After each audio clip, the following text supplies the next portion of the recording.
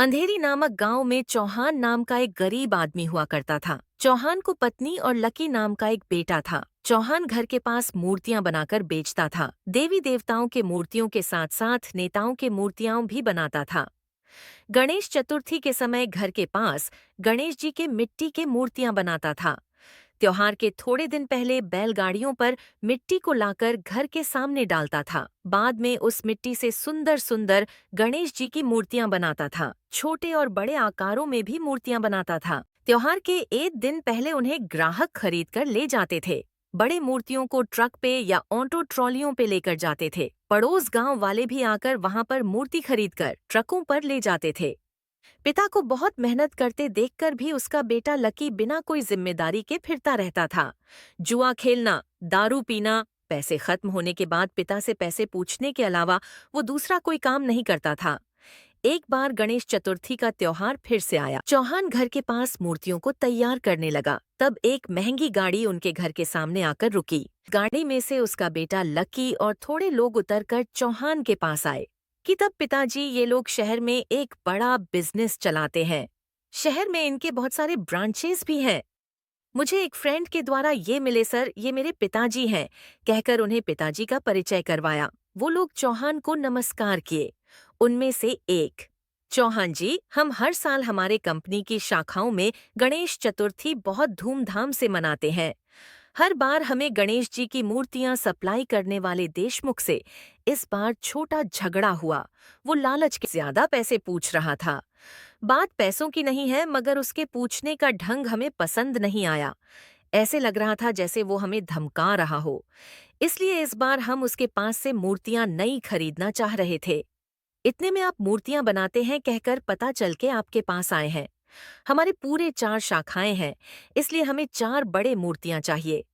आपको कितने पैसे चाहिए पूछिए। इससे चौहान और बेटा, क्या ये सच है?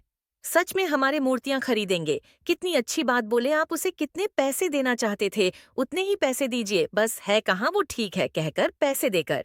यूर एडवांस है, बाकी के पैसे मैं मूर्तियों को लेते वक्त दूंगा कहाँ उनके जाने के बाद। चौहान बेटा लकी, कितना अच्छा काम किए। बेटा, क्या सच में तुम्हारे दोस्तों में इतने बड़े बड़े लोग हैं? खुशी की बात है बेटा। कहाँ लकी, तब मैंने आपके लिए इतना अच्छा गिराया ना, मेरे लिए कुछ नहीं है। क्या पूछा चौहान? तब ये लो से Rs 2000 दिया।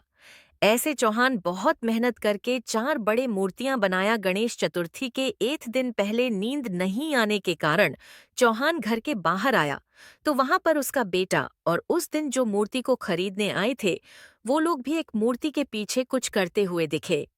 चौहान को अंधेरे में ठीक से दिखाई नहीं देने के कारण कौन है वहां कहकर पुकारा उससे। वो लोग घबरा गए। नक्की तब पिताजी, मैं हूं, उस दिन मूर्ति खरीदने आए थे ना, वो लोग ये मूर्ति लेने के लिए आए हैं। चौहान तब सुबह और पमती का वह ट्रैफिक बहुत होगा ना, इसलिए ये अभी ले जाने के लिए आए हैं, तो ऐसे मूर्ति कैसे कहकर देखने के लिए आए थे। ठीक है जी, कल सुबह लेकर जाएंगे कहकर कार में चले गए। रास्ते में चेक पोस्ट आया। पुलिस वाले ट्रक को रोके। एकदम, क्या सर, क्यों रोके? गणेश चतुर्थी के लिए मूर्तियां ले जा रहे हैं, चाहो तो चेक कीजिए कहाँ ऐसे तब ऐसे तब। आहा, उस भगवान पे कितनी श्रद्धा है आपको। मूर्ति ले जाना गलत बात नहीं है, मगर उस मूर्ति के अंदर सोना, पैसे और हीरों को छिपा कर ले जा रहे हो ना, ये बड़ी गलत बात है, कहा। तब वो क्या सर, अब क्या बात कर रहे हैं? हम चोर दिखते हैं क्या? कहा। ऐसे तब। हाँ भाई, आप लोग सच में चोर नहीं हो, डाकू हो। तुम गब्बर सिंह कहकर मुझे पता नहीं चलेगा सोचे थे क्या? चोरी के माल को शहर ले जाने के लिए वो बेचारा बेवड़ा लकी आपको मिला ना, उसे पैसों का लालच दिखाकर उसके पिता से मूर्तियां बनवाकर उसमें सोना छिपा कर ले जा रहे हो। ये सब हमें कैसे पता चला सोच रहे हो क्या? उस चौहान ने ही हमें फोन करके बताया, कहा।